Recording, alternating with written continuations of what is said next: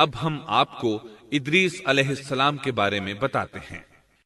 ایک حدیث میں ہے کہ آدم اور شیس علیہ السلام کے بعد ادریس علیہ السلام پہلے نبی ہیں۔ ایک دوسری حدیث میں ہے کہ ادریس علیہ السلام پہلے نبی ہیں جنہوں نے قلم کے ذریعے لکھا اور لوگوں کو کتابت سکھائی۔ حافظ ابن کثیر نے ان کا حلیہ کچھ یوں بیان کیا ہے: پورا قد و قامت، خوبصورت، خوب رو، گھنی داڑھی، عمدہ اوصاف کے مالک، چوڑے کندھے، مضبوط ہڈیاں، دبلے پتلے، سرمگی چمکدار آنکھیں، گفتگو باوقار، خاموشی پسند، سنجیدہ اور متین، چلتے ہوئے نظر نیچی، انتہائی فکر و خوض کے عادی، غصے کے وقت سخت غضبناک، باتیں کرنے میں شہادت کی انگلی سے بار بار اشارہ کرنے کے عادی۔ ادریس علیہ السلام شیس علیہ السلام کی شریعت پر عمل پیرا رہے۔ چونکہ ادریس علیہ السلام رسول بھی تھے، اس لیے اللہ کی طرف سے مستقل ان پر شریعت نازل ہوئی، جس کی تشریح و تفسیر کر کے لوگوں کو احکام الہی سے آگاہ فرماتے۔ ادریس علیہ السلام نے جب دیکھا کہ مفسدین ایمان والوں پر ظلم و زیادتی کر رہے ہیں، ان کا فساد بڑھتا جا رہا ہے اور سمجھانے کے باوجود یہ لوگ باز نہیں آ رہے، تو انہوں نے اپنے پیروکاروں کو جہاد کا حکم دیا۔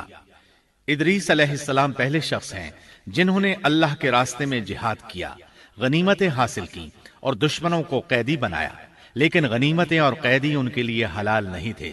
رسول اللہ صلی اللہ علیہ وسلم پہلے رسول ہیں جن کے لیے غنیمتیں حلال کی گئیں، لیکن یہ بات یقینی ہے کہ جہاد سب سے پہلے ادریس علیہ السلام نے کیا۔ انہوں نے جہاد کے لیے سب سے پہلے ایک لشکر تیار کیا، پھر اس لشکر کو 2 حصوں میں تقسیم کیا۔ ایک حصہ پیادوں پر مشتمل تھا، دوسرا سواروں پر۔ چنانچہ بھرپور تیاری کے بعد ادریس علیہ السلام نے قابیل کی قوم پر چڑھائی کر دی۔ حق و باطل کے درمیان زبردست مارکے ہوئے۔ آخرکار ادریس علیہ السلام نے انہیں گھٹنے ٹیکنے پر مجبور کر دیا۔ ان کا بہت سا مال و اسباب لوٹ لیا اور لوگوں کو قیدی بنا لیا۔ اللہ تعالیٰ نے ان تمام باتوں کا ذکر نہیں فرمایا، بلکہ اللہ نے ان کی سیرت کے بارے میں اپنی کتاب قرآن مجید میں اشارتاً ذکر فرمایا ہے۔ مثلا سورہ مریم آیات 56 اور 57 میں ارشاد ہوتا ہے: وَاذْكُرْ فِي الْكِتَابِ إِدْرِيسَ إِنَّهُ كَانَ صِدِّيقًا نَبِيًّا وَرَفَعْنَاهُ مَكَانًا عَلِيًّا۔ اور اس کتاب میں ادریس کا بھی ذکر کر، وہ بھی نیک کردار نبی تھے، ہم نے انہیں بلند مقام پر اٹھایا۔ ان کے بلند مرتبے کے بارے میں بخاری اور مسلم میں حدیث موجود ہے کہ نبی کریم صلی اللہ علیہ وسلم نے فرمایا، میں نے معراج کی رات 4تھے آسمان پر ادریس علیہ السلام سے ملاقات کی۔ وہ 4تھے آسمان پر بلند مقام پر فائز تھے۔ ابن جریر نے ایک روایت بیان کی ہے، وہ روایت اس بات کی وضاحت کرتی ہے کہ اللہ تعالیٰ کے ارشاد وَرَفَعْنَاهُ مَكَانًا عَلِيًّا سے کیا مراد ہے، اس کا کیا مفہوم ہے؟ ابن جریر کے علاوہ دیگر بڑے بڑے مفسرین اور مورخین نے بھی اس روایت کو ذکر کیا ہے، لیکن اس کی کوئی صحیح سند نہیں مل سکی۔ وہ روایت یہ ہے۔ ابن ابی حاتم وغیرہ نے اس روایت کو ہلال بن یسار سے بیان کیا ہے۔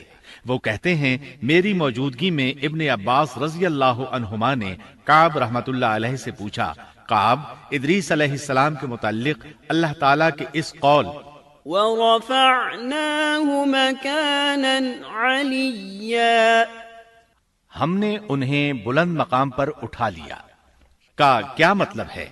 تو کعب رحمت اللہ علیہ نے جواب دیا، اللہ تعالیٰ نے ادریس علیہ السلام پر ایک مرتبہ یہ وحی نازل فرمائی، اے ادریس، تمام اہل دنیا جس قدر روزانہ نیک عمل کریں گے ان سب کے برابر میں تجھے ہر دن اجر دوں گا۔